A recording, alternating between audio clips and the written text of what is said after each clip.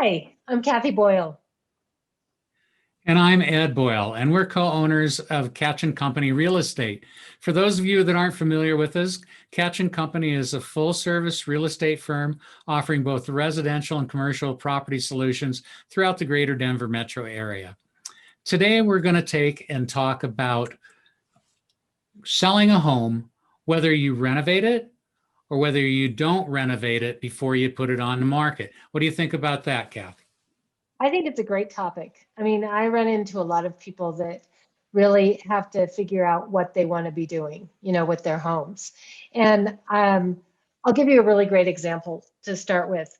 I've been working with some clients that are actually selling their home, and they've lived in it for many, many years. And, they wanted to be able to get top dollar for their house as best way they could. Now, the advantage that Yeah. they have, their advantage is that they live in an amazing neighborhood in a great city. So it's a highly desirable neighborhood, right?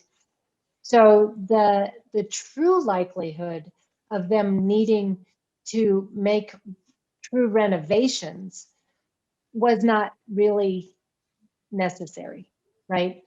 Because people Okay. were going to want to buy it primarily for where it was located, and then they could do it on their own. So, obviously the question comes up, what do we need to do to sell our house, right? Yeah. Yeah. Yeah, The thing is that with the with the market the way it is today, people are going, well, I don't need to do anything to it. right, They right. won't even pick their underwear up off of the floor before they show the house, right? They don't care. They Scary just think but it's going to true. sell regardless. Scary but true. Yeah. But the thing is that it's not always going to be that way. And there are instances where if you've lived in your house for a really long time, there's going to be a differential between what even with a good market, what you're going to be able to get for it selling as is or taking and making renovations. Right. Okay. And if you make those renovations, you're going to sell for top dollar and you're going to take and net more dollars than you would have if you had not made those renovations. So even with the cost of the improvements that you have done, you'll realize more money for your home. Okay. And Absolutely. that's a great Absolutely. thing. It's definitely a great thing. But then there's also some people that don't have the money to take and to make those Right. improvements before they sell. Okay. So it means that they're going to have to sell it for what the market will allow them to get based upon that. And you'll have a buyer who will look at it and take that into consideration when they're offering their price that it needs to be repaired. And there are some Right. people out there that will take and buy a home, live in it, and do the renovations themselves. They may do it over time. They may even do it all before they move in, but they're capable of doing that. And of course, you're Right. going to have to take and sell it to them for a lesser price.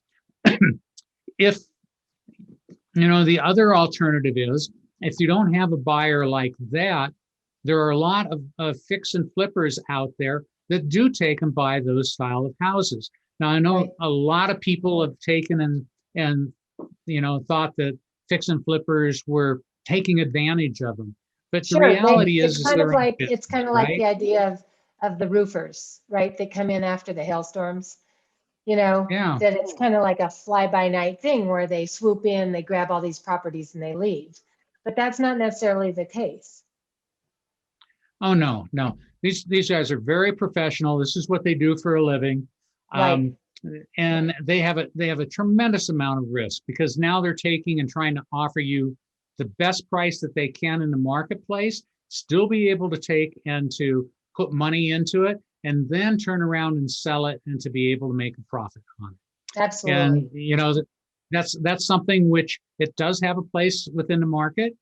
Um, and if you have the right type of home, it may be the thing which is necessary for you. I have to think about it in terms of, you know, when it's homes that are in an estate where you know, they have been, um, not lived in for a while, or there's so much deferred maintenance because older individuals were living in it and they just physically couldn't do them, nor did they have Right. the money to do them.